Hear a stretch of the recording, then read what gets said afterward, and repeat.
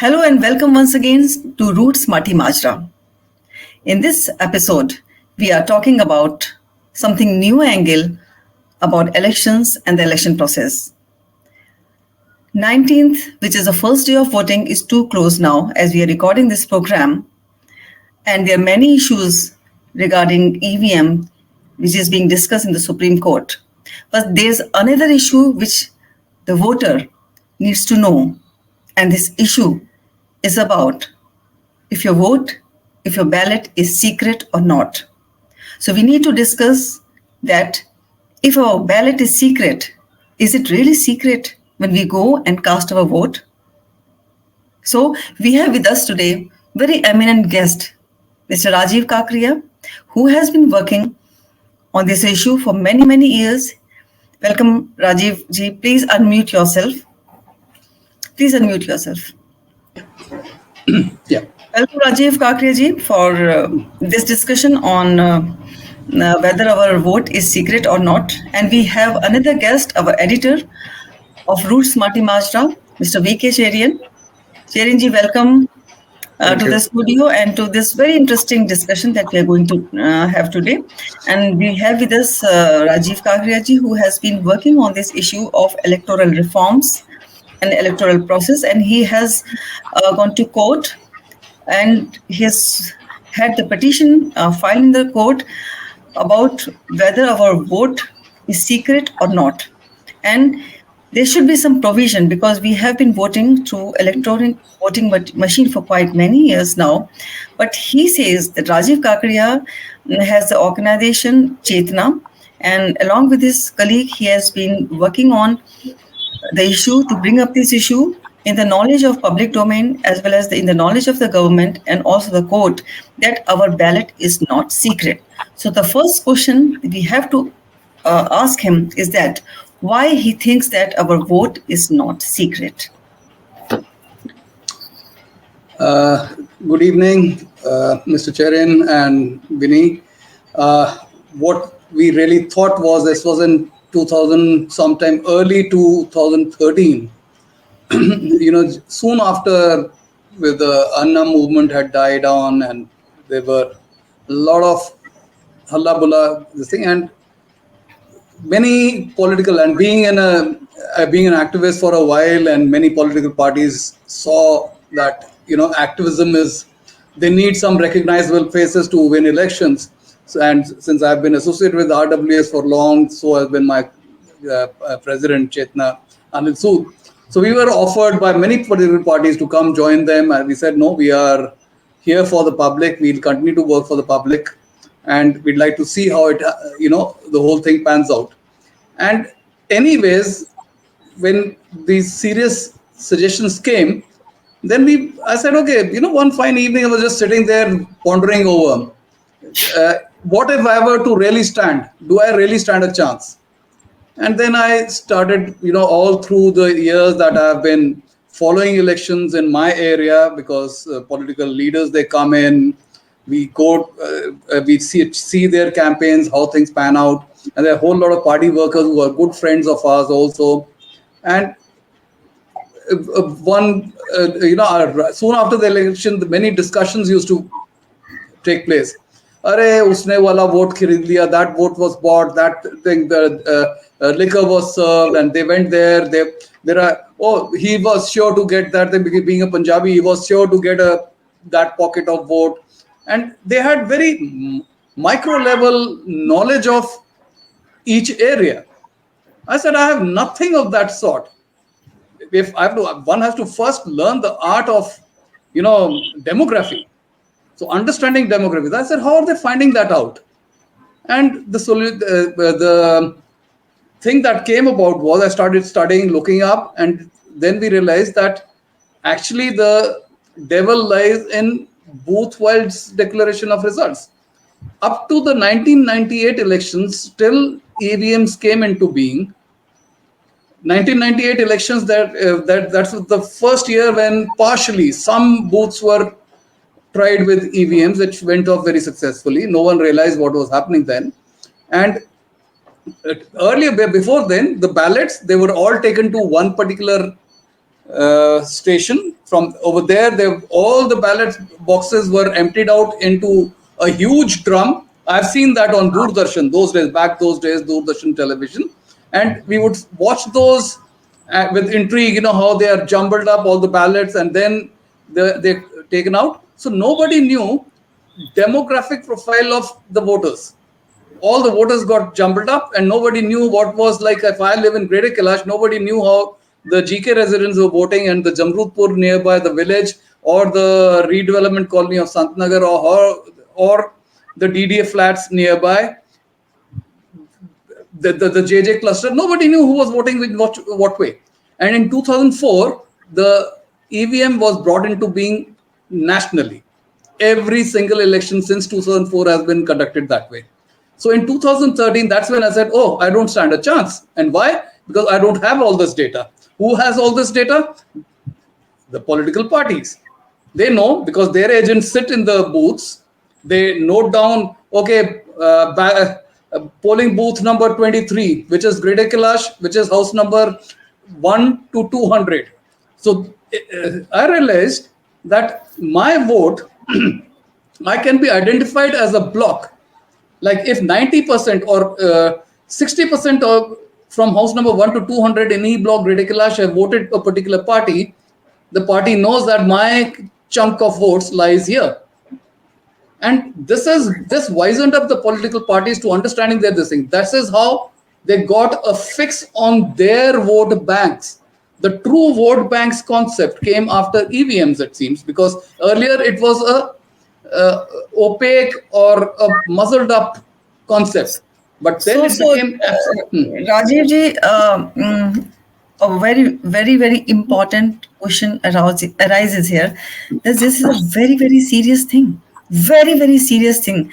Charan ji, what do you have to say about it? This is an extremely serious thing that we know already that from A to B or A to Z or house number 1 to house number 10, what is the voting pattern? What do you say about it? Because there is no secrecy. Secrecy, if Rajiv ji has to be believed completely, because he has gone through that experience and also gone to the court, that there is no secrecy of vote anymore, because the political parties can actually identify who voted for whom and which houses, which I think makes us all, takes out the secrecies. There's no secret ballot anymore. That's what Rajiv ji is saying. Is that right, sir? Yes, sir. Mr. Chair, and what I'm really talking about is then that's when it all dawned on and we said, okay, now we need to work on it. And as Chetna, we are methodical in our thing. So we started our RTIs. We wrote to the Election Commission. We got an answer from them. We checked out what were the booth-wise results of various colonies and various things. We created a test study of a few constituencies, and then we framed a petition and approached the Delhi High Court in November 2013. That's when it was because we already had the answer from the Election Commission. Frankly, to begin with, when I started off, I said, how are we going to do it? And we were emboldened because Election Commission in its RTI reply said, oh, they have a solution to this problem. We have a thing called a totalizer, that all the voting machines from an area, they were to be added to a totalizer. If suppose there are 50,260 votes from 20 polling booths, some are 1,000, some are 900, some are 1,100, some are 850, or whatever those numbers were. And so long as they added up to 50,240, it's perfectly fine. So they had the machine called the totalizer, and they said that we have a solution. If the government allows us, we'll start using it. Our question to them was, listen, you are an autonomous body. It's your decision. How you conduct the elections is your domain. What has the government got to do? They kept quiet about it. That's when we decided that let's get the courts in. And like I said, when we were approached. But have you examined the provisions in the People's Representation Act? Because there must be a provision. If there was a totalizing thing physically when the proper ballot was there, why not they do it when with the electronic voting system? That I think The that is the section, question. our petition was on section 261 of the Okay. constitution, when under which your vote is supposed to be secret in every which way. Okay. So that is why the ballot papers earlier also were put into a drum and mixed around, because the election commission had also experimented with, what they would do is they would take up bundles of 1000 from each booth.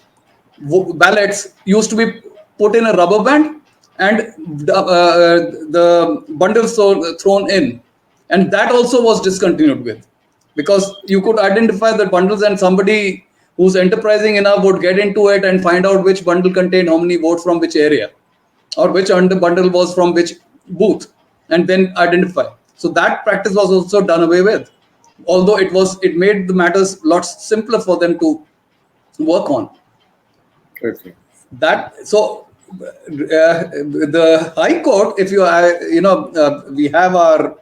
we have that court order there, and the High Court immediately ordered that, okay, fine, the Law Commission should look into this, frame a system, since it is legally tenable, since it is constitutionally the right, and they should try and force the government to do it. The Law Commission slept over it for about 2-3 years. In 2015, I believe they sent their report to the government that a totalizer can be used, and henceforth they should shift to the pattern of the totalizer not giving results booth-wise. But no, the government is sitting on that reports ever since, and I have read some news reports that not many political parties themselves are too interested in that, because everyone has got a fix on their votes. The minute you say, okay, this isn't that area. See, what you have to understand is this is just a constitutional requirement. What it is doing to the society, that is the bigger question. That's where I started with a academic exercise. What if I were to contest an election? That was a simple academic thinking. You just thinking or whatever. But then when I dug deep into it, that scared me, because So what is the downside of not having the totalizer? Can you please examine? Because explain to us, because not many people know that this intricacy as far as voting is concerned. Everybody thinks that our vote is secret. This is a secret ballot. Allow me to read out a few things, that would definitely give you a fix on what these things are. There are 5-6 points that I have written over here. The benefits. Let me talk about the benefits. What all is happening, and the minute you understand the benefits, you will understand what all has been happening. Local netas will no longer be able to buy bulk votes. Unlike people think, the last night, Katal ki raat, these are all such wonderful terminologies used on the social in news channels, etc. There's no such thing as a Katal ki raat. The real Katal happens months before. The government has the micro data of every voter, who they have issued a ration card to, who they are giving a disability pension, who they are giving a widow pension, who they are giving a economical weaker section thing. I don't know. There's so many welfare schemes. A simple quiet word goes to them. All this is going to be, we're gonna, it is because of us that you're getting it, and those rights can go. Your cylinder, your gas cylinder, they know everything about you. And an important thing is that this data is not with the opposition, right? some of it may be with the opposition, because when they were in the government, they did have it. But the latest data is what counts. Binny, you are mute. So when these politicians say and take guarantee that, look, हमने आपको इतने दिए cylinder दिए, हमने आपको जनधन योजना दी, etc., and many other things. So when they claim on the guarantees, so they are not wrong. They know that where we are hitting, whom we are targeting. Yes. Yeah, that's only one. uh, I'll talk of one particular constituency. Even Vinny, you are in, you would also know of that constituency. So I'm not gonna. I'll be using some other name. There is a cluster of about 2,000 votes. The one of the local leaders of that uh, locality, the highest bidder, he ensures 95 block votes, 95%. Imagine if there were 6, 7 of such blocks and 95% voting one way. So the next point that I was coming to is, if me sitting in Greater Kailash, I have the wherewithal. It doesn't bother me from if the government knows or any political party knows which way this house number 1 to 200 has voted. They can't bulldoze my house. They can't come do things to my house. But over there, they can actually use caution. They can actually scare people away by threatening them with burning down their hutments or whatever this. And there are actual reasons. There are, you search the net, social media, there are there is a in I think 2015 or there about the elections in Maharashtra, Ajit Pawar was heard saying on national television that, you guys, if you don't vote, I know where all you live. Okay. So, Okay. So which so means there are that it is totally kind of coercion methods which they use. As you said, yes, there's a yes, bidding which happens and the local thug or local leader, takes all the money and pushes them to vote for one person. yeah, Is that they right? won't. But that, yeah, that's one. Now, this, what it does is this, it disenfranchises me, because if, what happens is, if we people vote as per our understanding of a candidate, maybe, I have a choice. But if some block, whatever their ideology, whatever their thinking, whatever their beliefs, if they are forced into voting in a particular way, my votes are nullified, because my votes are being scattered into, I like that man, I like that lady, I like that person, I like that party, I like that ideology, I like that social construct. There are many aspects under which we have a thinking and we decide to vote. But over there, block votes are pre-bought months in advance, and we are talking about Katal Ki Raat. No, it doesn't operate that way. So my next point is, another great benefit, if they didn't know where the vote would come from, they will stop politically dividing us. You know, they don't know how, if they didn't know their demography, and if they didn't know what kind of people vote for what kind of parties, they will not be able to divide us on our caste lines, our religious lines. There are, because every vote is mixed. They will never have known how the Muslims actually vote, or how the Yadavs vote, or how the Kurmis vote, or how the Jatas vote. I don't know how, what all. We don't even know, So, and they so, have so, a so fix of how the the people vote. so the problems what we are discussing about the EVMs, Hmm. about the technicalities of EVMs and tampering Hmm. of the EVM technology, the bigger problem is that we know which vote is coming from where and who is voting to Exactly. whom. This is the bigger Exactly. problem. This is the And problem. Hmm. we don't know, we really do not know whether the tampering is being done really or not. We do not have evidences yet in front of us, but we have this technically in front of us that our vote is not secret, and this is a bigger threat through the EVM to the democratic system. Exactly. And let me point out another point here. You know, this is pre-election. What happens post-election is also very interesting. Now they know that the winning candidate knows this particular section did not vote for me. So what he says, oh, chunk of my vote, greater chunk of my vote comes from that particular area. So the funds, that's why we've been, as RWAs, as Save Our City and Chetna, we've been advocating that do away with the LAD funds, MP LAD fund, MLA LAD fund, all these development area funds, because it is at the discretion of the candidate where he wants Yes. to spend. So then certain areas then become slums. because no funds, no diversion. The road banni hai, udhar banao. Okay. Power has to go, or water has to go, the resources has to go, take it there. That's where my catchment is.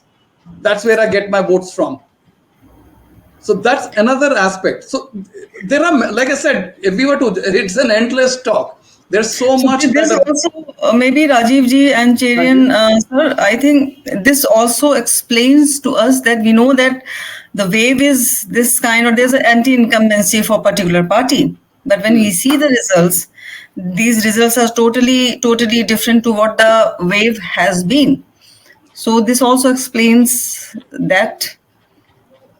Yeah, in a way, you are saying that there is a deliberate manipulation of the electoral process mostly in favor of the ruling party. Is that right? exactly. And you see, if what Viniji just said, try and understand. Uh, there, every single poll that we heard of in Rajasthan and in Madhya Pradesh, And Chhattisgarh. Chhattisgarh, what did they say? And what were the results? Despite horrific horrific instances of what all had happened in Madhya Pradesh, that boy was urinated upon, Manipur, etc. Everyone said tribals are not going to it. They are the most vulnerable section of the society. Okay. So In fact, you are imagine a DM or just a silent word. You don't have to use threat. You just have to say, we know where you vote. We know you live in that jungle between the cottages from there to there, and your booth has only 600 votes. Only 400 of you come and vote. So we know where the 400 votes have gone so and how in you effect, voted. it is not the EVM, but it is the process which is the villain. Exactly, That's being what it deployed. is. Exactly. So they're barking up the wrong tree, very frankly, with the EVM. Yeah, that's what I also thought. In fact, a lot of the technical people say the EVMs are totally safe because it can be manipulated from outside. It's not Yeah, through the internet. But the yeah. process adopted by it, around it, exposes the voting pattern, and hence helps political parties to fix the elections in their favor. Exactly. So, See, so, when so the headline of this discussion comes that EVM may or may not be tampered till we know the fact, but EVM are actually hampering the free and fair election process the in a way, secrecy of because the secrecy of vote is not secret, and that is where the problem lies, and we have to catch this rather than talking about other issues. and we have a court order to that effect. So it's not as if we have a court order. We have the law commission having given a go ahead. We have the election commission agreeing to it. It's only the political parties that are not interested in doing that. So Which means, sir, that our votes are no longer secret votes. The secret ballot is a misnomer, it's and a misnomer. that helps political parties to influence the voting pattern in any elections, which is happening now. Yeah, and cutting across party lines. Remember, my entire process started in 2013 early. That's when the Congress government was in power, and we were hoping that the new dispensation would want to just wipe it out. But then by then they had also realized, who's gonna let the golden goose out of the hand? This is a thing that they really need. Everyone needs that a bit of information. Sorry for the comfort. But so which means that it's a serious problem, which only maybe the Supreme Court can solve Yeah. it in a later time. We So expected the Supreme Court to take it up so moto, and if some public spirited lawyer or somebody could just even ADR, if they could take it up, we would most welcome it, because we have all the data in front of us. We have the thing. I have just tried to explain what the whole problem is like, and I feel it should be taken up seriously. It's not, like I said, it also impacts the upper strata because there is fear. We are a timid set of people. There are very few people who step out and actually try and bell the cat, and this is one thing which impacts the most to the marginalized sections, and for the other sections, it disenfranchises them. That's my problem. This disenfranchises me because my vote is not a secret. So Okay. where's the purpose of adult franchise is the word, and I'm being disenfranchised through this. I think that's a good way to conclude. That's a serious problem which you have flagged off. I'm sure the decision makers and people who are interested in democratic functioning of the electoral process itself needs to wake up and fight it out for better democracy and better choice Yeah. of our rulers. Thank you, Rajiv ji. Thank Thank you. you, Rajiv ji. Thank you, Thank you. Jaren sir, and thank you, audience, for being with us.